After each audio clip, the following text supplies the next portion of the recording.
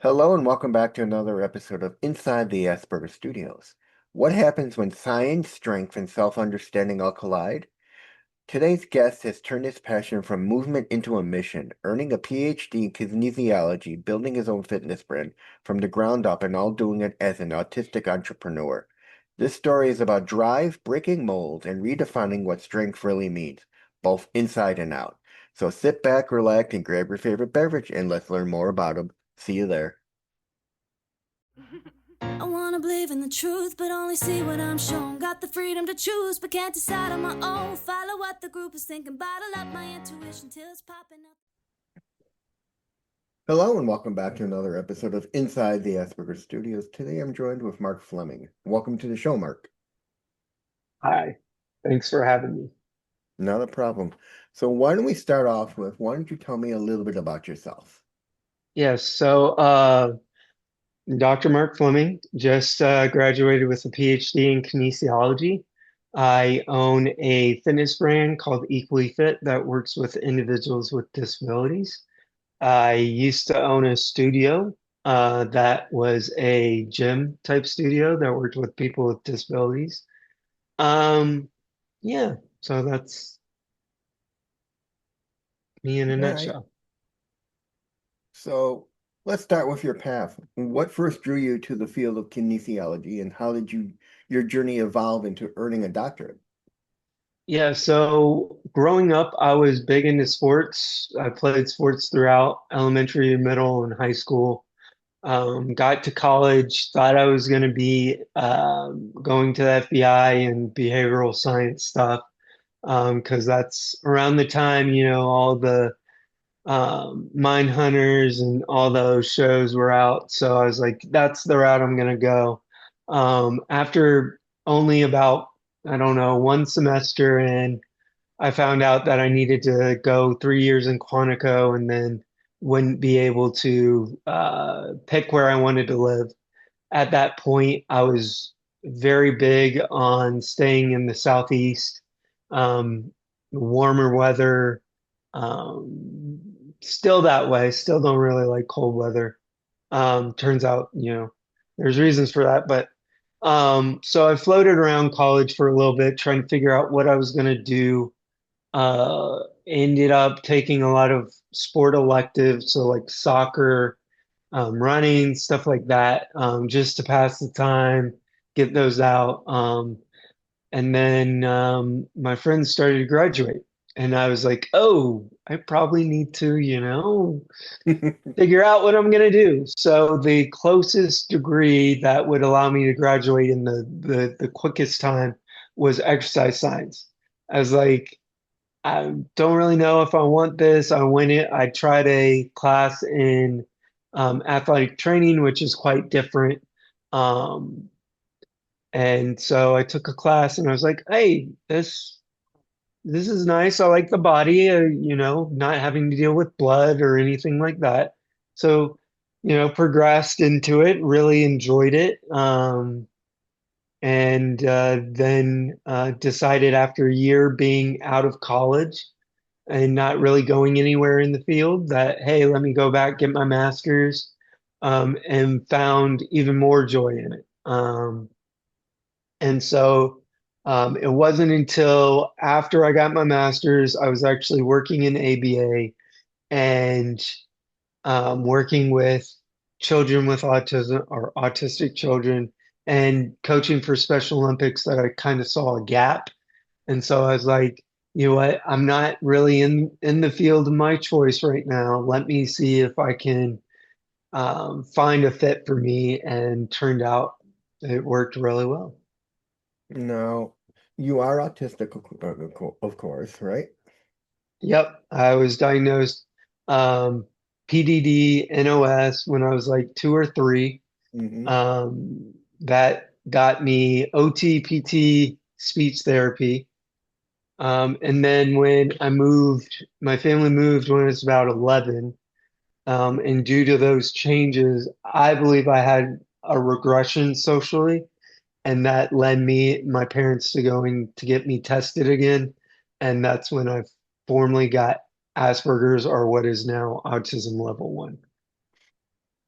Now, when you got your diagnosis, did you kind of feel like, oh my God, this explains a lot of my path?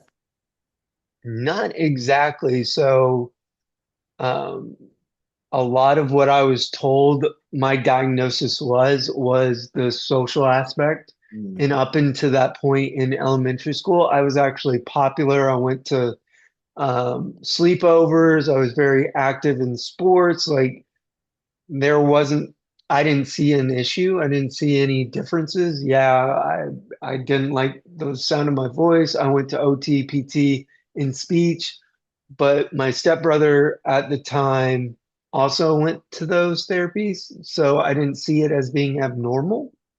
And I didn't talk about it with anybody, so no one told me, "Hey, this isn't normal." So it was more of a shock to me Yeah. because I was being told all these things were wrong with me. It wasn't like it was framed as a bad thing and that, you're this drastically different. And up to that point, media only showed you the Rain Man type Hmm. autism, which no offense to those individuals, but that wasn't me. And so I was having it took me a very long time to grasp um, my identity through the diagnosis. No, let's get into school. I know when I went for my master's, it was difficult. What was what were some of the challenges you faced in academia as someone who's autistic? How did you navigate the system, and did you find other neurodivergent thinkers along the way to help you? Did you have a disability department that guide you as well and give you the support you needed? So I never needed to go that route. So when I was in second grade, the only um, kind of thing I got was extra time on tests. Hmm. But what ended up happening is that in second grade, they moved me to special ed for that extra time.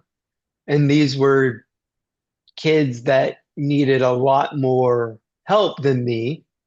And so what I ended up doing was speeding up my test taking time drastically till I got pulled out of that because I was like, I want to be with my friends, blah, blah, blah. So I never needed any extra accommodations, at least from my experience. I butted head with teachers throughout school based on numerous different issues. I was one of the kids that could do math in his head, and the teachers never could understand that.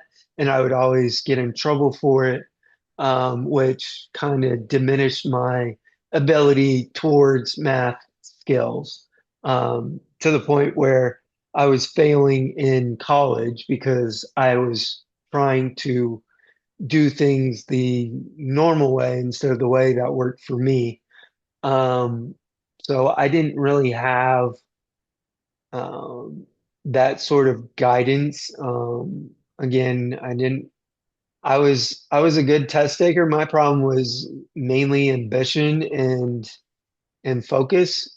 Um, so once I got into exercise science in college, I was I was pinpoint, getting the job done, was able to, do homework, do everything that I had trouble with in my other classes. Now, do you feel being autistic kind of shaped how you approached your research or learning process? Yeah, definitely. I didn't do a thesis in my master's program, but in my doctoral program, I looked at the barriers to exercise for individuals with developmental disabilities. Surprisingly, there's not much research out there because there's a lot of ableism when it comes to physical activity and disabled individuals.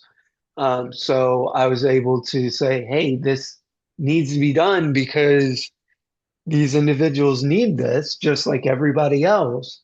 And so that kind of viewpoint that most people don't have because, again, there was. in my background research, I found an article that wasn't even like 5 years old that was asking if individuals with cerebral palsy should even do exercise because of their condition. And it's like, it's not a set point. Like if yes, they may get worse over time. This may be a condition that gets worse over time, but you can also limit that to it from getting worse. So it just astounds me, that people still see incapability of people just because of their disability. And so being able to use that as my starting point for my research. All right. Now, kinesiology is all about the mechanics of the body. How has your understanding of the movement helped you connect to your own body and experience as an autistic person? Just knowing that there's massive differences in how people operate. Um, knowing that people that are apraxic, so being able to understand that they have some neural connection issues between their brain and muscles. Hmm. When I'm working with a client that's apraxic, being able to understand, hey, if we're working the neural connections from the brain to the farthest part of the body, we're going to help connect throughout the body, right? And just being able to understand little things like that from a practical standpoint, but also from a um, understanding of autistic things standpoint. Now, there's often a stereotype that those of us who are autistic are uncoordinated or uninterested in physical activity. How does your work challenge that narrative? So just because it's challenging doesn't mean people aren't interested. I think a lot of times when it comes to coordination issues, when people are going through PT, OT, and stuff like that, they're punished, or in even in PE, they're punished for that lack of coordination.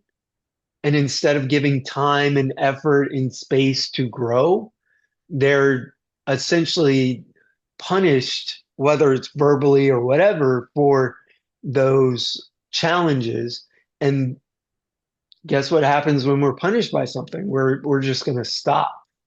And so that's what leads to these high numbers in obesity and lack of physical education in our population, is because of this perceived, hey, because I'm having trouble with this, Mhm. I should just stop.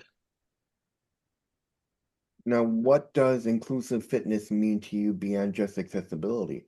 How do you apply that to your own brand and in training philosophy? So when it comes to inclusive, we're going to meet the person where they're at.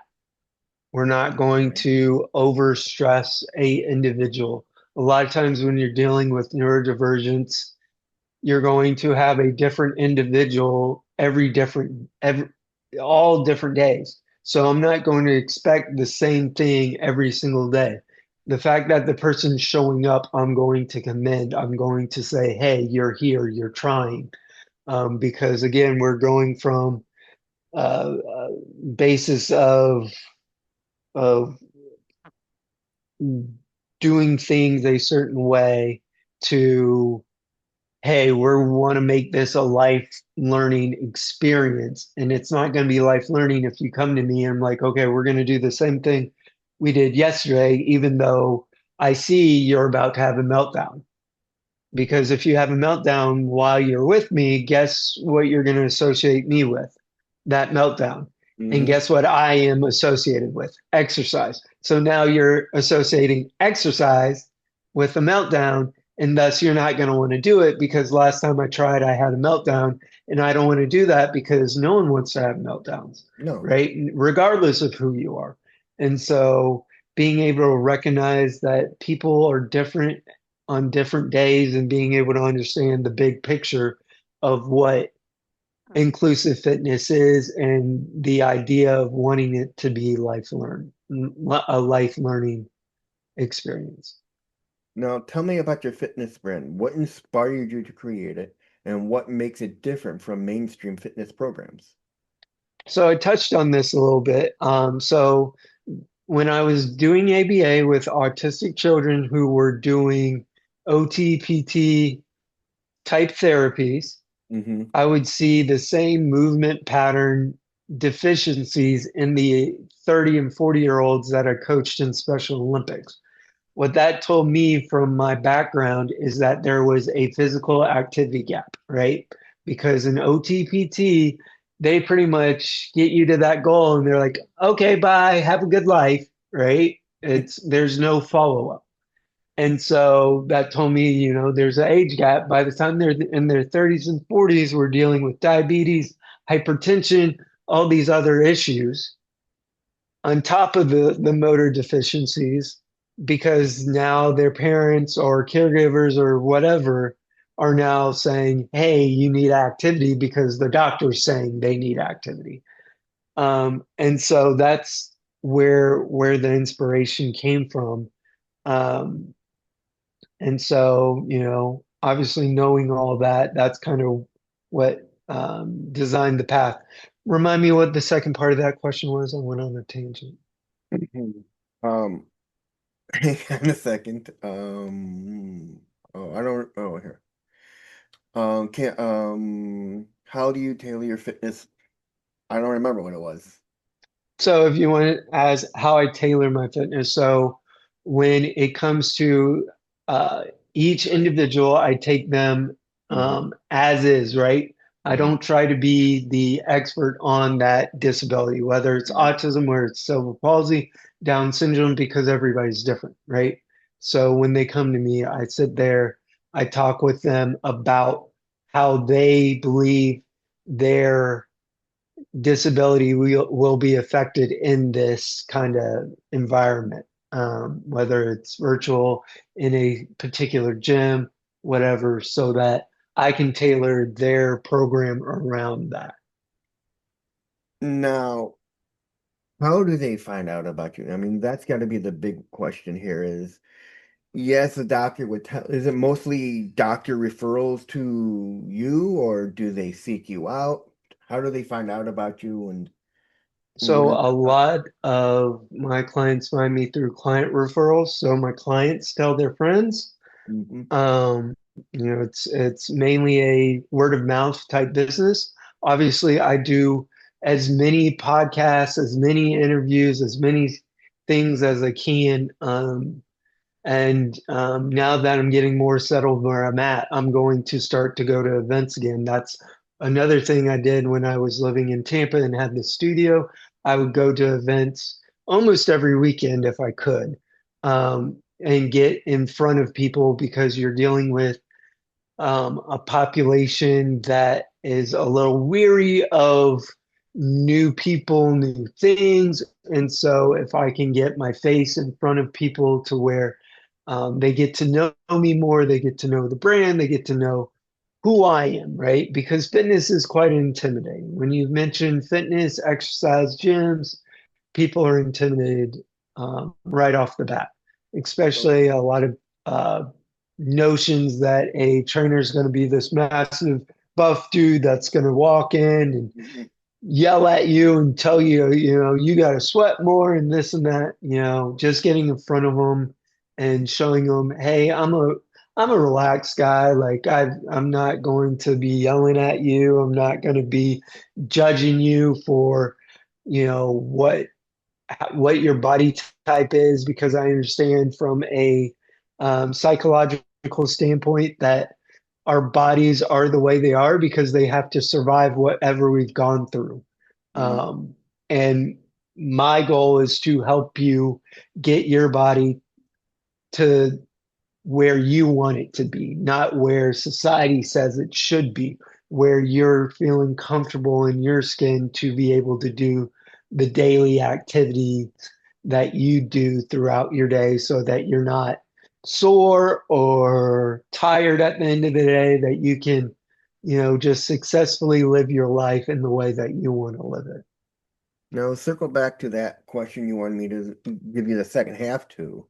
The second half of it was what makes it different from mainstream fitness programs.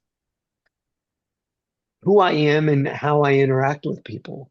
All right. Again, I'm not going to baby anybody, but I'm not going to be the guy that is going to be your typical fitness influencer that yells at you, that, demands more than you think you're capable of.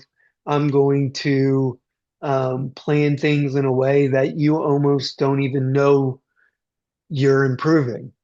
Mm, Many times in my studio, after about 4 or 5 months, I'd be like, "Hey, did you know that when you started here, this is what you were doing?" While they're, carrying, say it typically with squats, because that was the easiest one. They'd be, holding a 25, 30 pound weight while I asked them this. And I'd be like, "You realize you started off with no weight at all, right? And now you're carrying 35 pounds in your hand doing squats. Like, that's insane."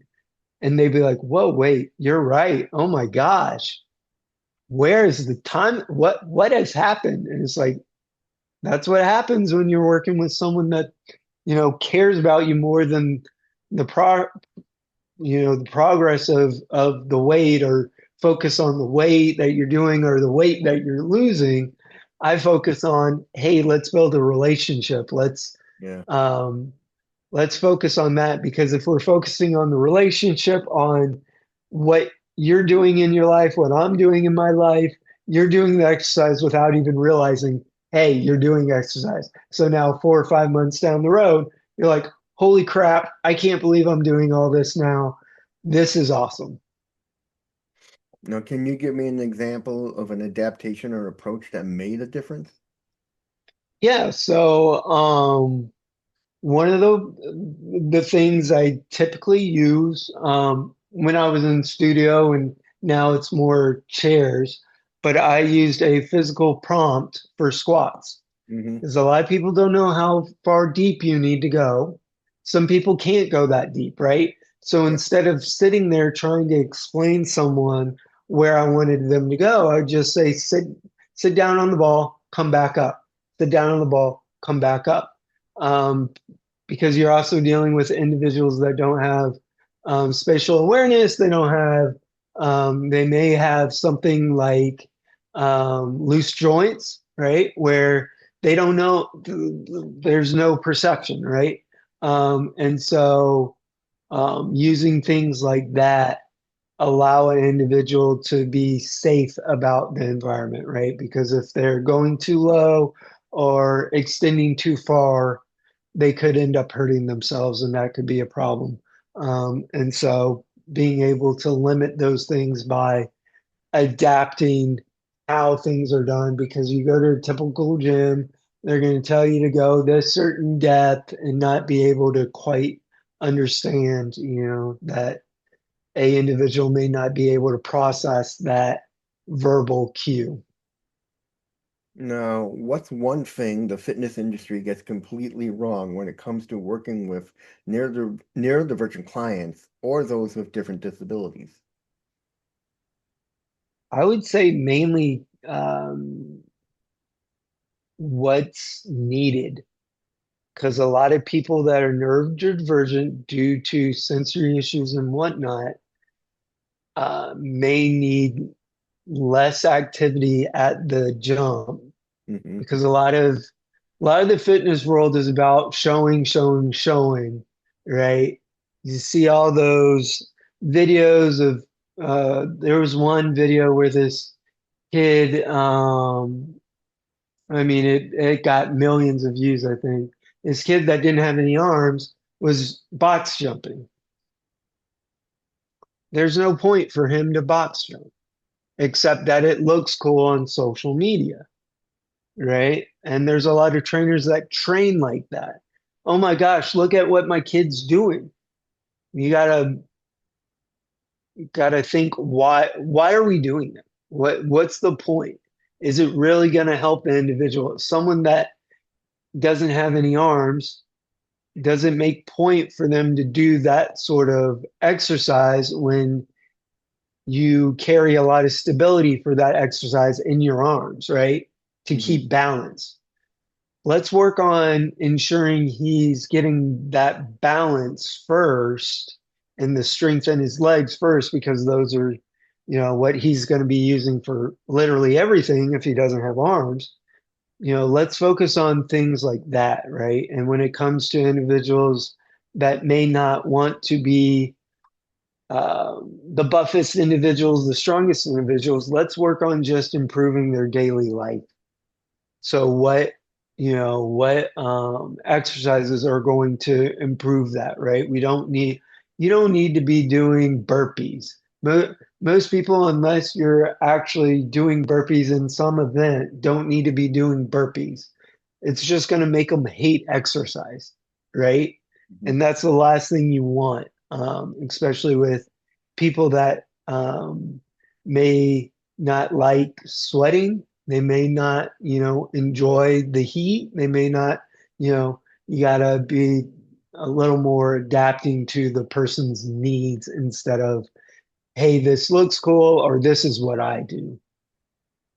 Now, do you see an overlap between what the body needs physically and what the neurodivergent brain might need in terms of movement or routine?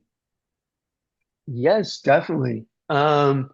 So studies have shown that individuals that are neurodivergent, um, they're better at processing when they're exercising. They're able to stem less, which means they're adapting to their environment better. I actually talked about this on my TikTok. What was it, yesterday or the day before? There was an article recently that talked about autistic individuals sharing DNA with Neanderthals. And Neanderthals were nomadic in nature, were hunters and gatherers in nature. But yet we're sitting these individuals down and telling them to write all day, and then wondering why are they having these huge meltdowns after school?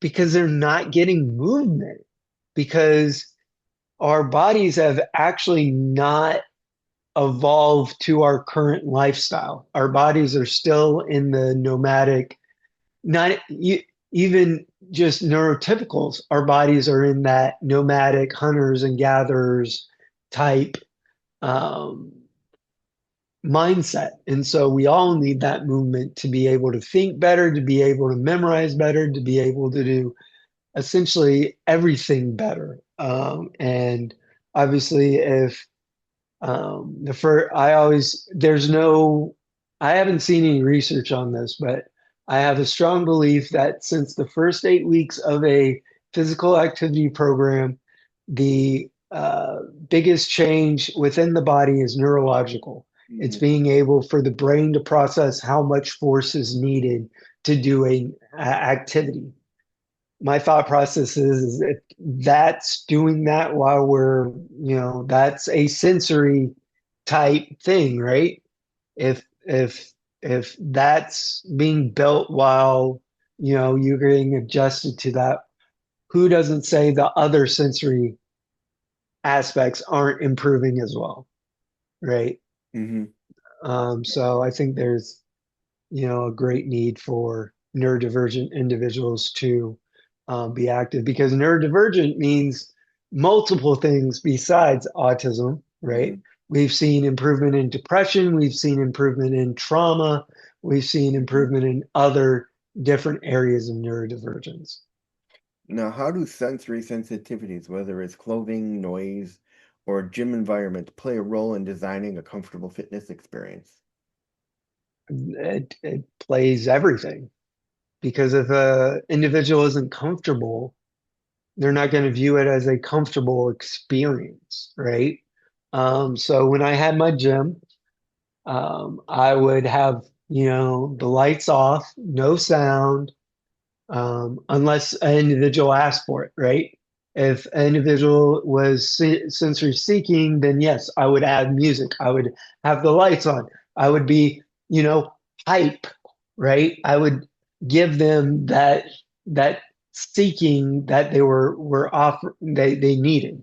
But a lot of times that stuff is overwhelming, and so I wouldn't force my clients to wear, you know, athletic shoes if they didn't want to because we didn't use traditional weight. I use sandbags, weight that if you dropped it on your foot, guess what would happen with the weight? It would disperse. Thus, your foot wouldn't actually get hurt.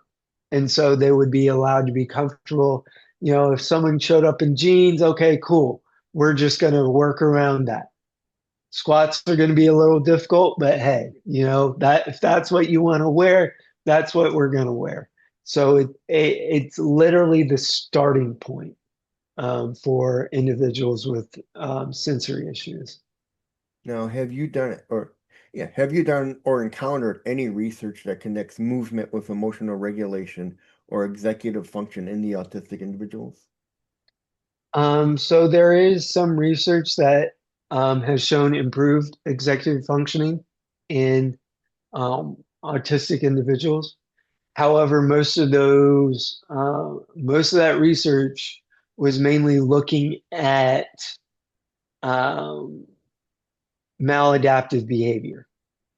So, um, and it was not looking on a general fitness type thing. So they would be doing karate or doing um, specific fitness activities, not just like general go to the gym, workout.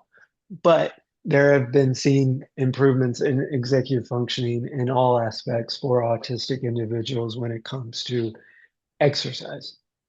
Now, what barriers do you see in gyms, schools, or sports programs when it comes to true inclusion, and how can they be dismantled? Um, so like in PE, it's one size fits all. Everybody does the same thing. That's the problem if you know your coordination's off, right? To tell a kid that has coordination issues and fine motor issues, here, go play basketball with everybody. Of course, they're going to be sitting down on the bleachers, right? Because that doesn't help them at all unless they actually like basketball, because they're not going to get a chance to play because all the kids are going to be that much better than them, right? When it comes to gyms, gyms are all about being loud and big and everything.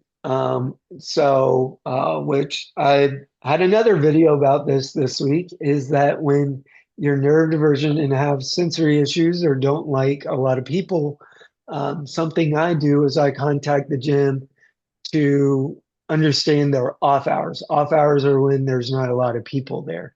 There are you know, you have to work around that sort of thing. So, you know, just understanding who is coming into that space, there needs to be more understanding. Even though in college we had a adaptive physical education class, it was covering all disabilities and it was very specific about said disabilities instead of, hey, this individual comes in, let me talk to them to figure out their disability.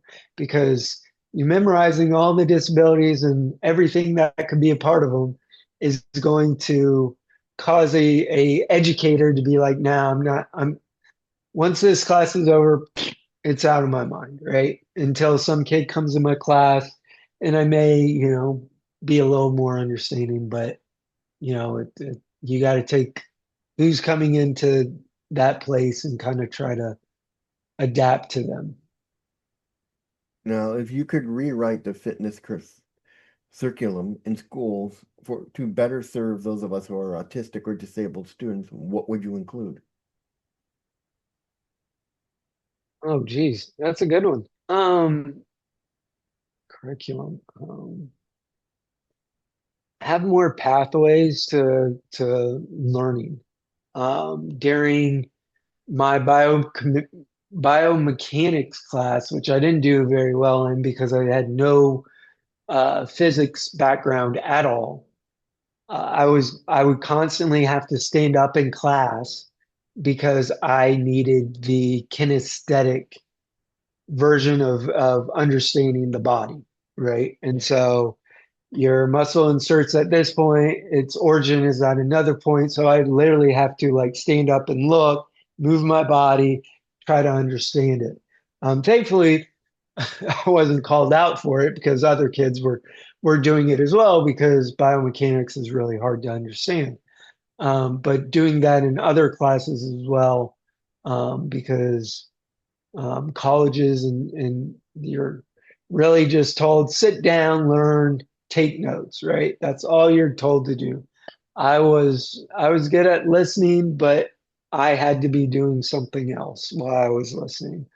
Um, my online PhD was probably the best way for me because um, it was very, very organized.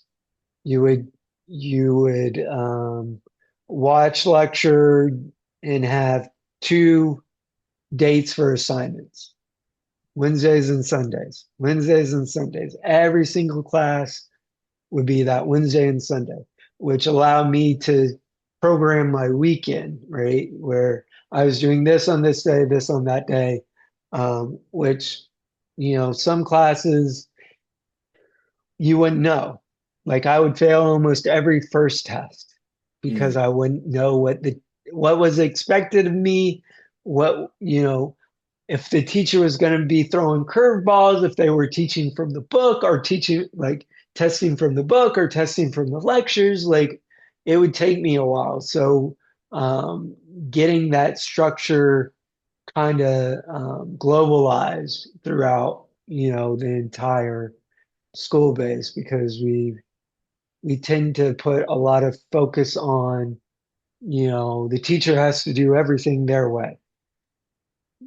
Teachers are supposed to teach in the way students learn. They're yeah. not supposed to teach in the way that they understand it. They have to be able to relay it in the way people learn. So I think that's probably the best way I could change the curriculum. Now, how do you educate other professionals, trainers, coaches, teachers, on working with neurodivergent populations respectfully and effectively? Uh, the main thing I start off with is treating the individual like the individual. You got to start with who they are, where they're at, and understand their disability, right? From their standpoint. I think that's where it should always start is with the individual. I'm a big believer in believing that personal training is all about the person. It's not about me being the person, it's the person I'm training. And so Mhm. being able to convey that, and you also have to be very adaptable, being able to say, this isn't working today, or this doesn't work for this individual, even though it worked for another individual, that everything, lines up the same. It's just not working and being able to say, okay, let's try something different, right? Being able to, if an individual is just not understanding that day, being able to say, okay, I've been teaching them visually this whole time, but it's not working. Let me go to another form of Mhm. learning, being able to adapt on the fly. There's a lot of people that say they're adaptive fitness, but it's their adaptation for that fitness. It's not taking the individual and saying they need this adaptation. Now, has fitness always been a safe place for you, or did you have to reclaim it on your own time, on your own terms? I don't think it's ever been safe for me, to be honest. Growing up in athletics, I was bullied. I was, ostracized, even though I stick with it because I love sports. And I think it was a good outlet for me socially. Um, but, you know, um, one of the reasons why I created my brand and my, company was that I wasn't ever really allowed into the fitness world. When I had my My bachelor's, even though I was a certified personal trainer, I worked out, all the time and didn't get any interviews at gyms. The only job I've had really in a gym outside of my company was at a front desk. Had a master's. Once I started, working for myself, I applied to personal training jobs just to have side money because starting a business takes a lot of money. Takes a Mhm. lot of money. And I was told directly that I would steal their clients. So I was like, okay, fine. I want to work with you. And now, as a doctorate of kinesiology, the last 2 years, because I had a car accident that limited my physical capabilities, that up until probably 6 months ago, I thought would affect me long term, that I had surgery for and had to recover from all that. I spent the last 2 years applying to jobs, not one second interview, not being told I was overqualified for things I've already done when that's what they were looking to start, things that I've already done. So you would think, going into a space and saying, hey, I've done this, I can do this for you. They would be excited. But no, we're going a different way, or having to chase down those rejections. So no, I don't think I've ever been accepted by the fitness industry. I don't think I ever will, because when you're talking about adaptive fitness, especially when you're dealing with disability that is seen incapable, to have someone capable running it, I don't think people want that still. They don't want someone in leadership because that dismantles their kind of sell point, right? These people are disabled. Oh no, we have to help them. To have someone with a doctorate in that field say, "Hey, I'm here. I can help. I can do this. I've shown I can do this." They don't want that. So I have to, claim it for myself, claim my brand, speak boldly about these things. Because part of starting my brand, starting my company, was to show that people with autistic people could do whatever they wanted to do, regardless of what the world said they were able to do, because it's still, the autistic world is still very driven uh, on IT, on the arts, on being a lab scientist, but being a business owner in a field that is, oh, you're helping people like us. It's people don't know what to do with that, and so I'm still claiming my own spot, I would say. Now, when do you feel most in sync, mind and body, and what does that look like for you? Oh, geez, most in sync during a good workout, when I am mentally and physically at that workout. Um, Now that workouts look different. Sometimes it's been a long run. Sometimes it's been a heavy lifting session where I'm just moving more weight than I thought I could. Um, just because to me, that's me proving to my body that it's capable when I was told my body wasn't capable, right? I grew up falling down every day until the age of 6. I was told, I was I had arguments with my OT about how to hold a pencil, right? Like, because I was still writing legibly, because I wasn't holding it right, it was wrong.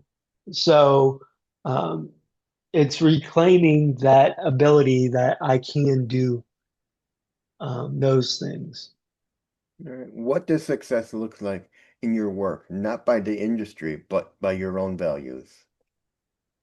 Helping as many people as I can, being able to see clients achieve things they didn't think were possible, improving people's daily lives so that they're not having to deal with the complications between high blood pressure, high cholesterol, diabetes, obesity, whatever it may be. Or even weird things like ingesting air or not knee syndrome, or seeing my clients get to a point physically so that they can live their lives the best that they can.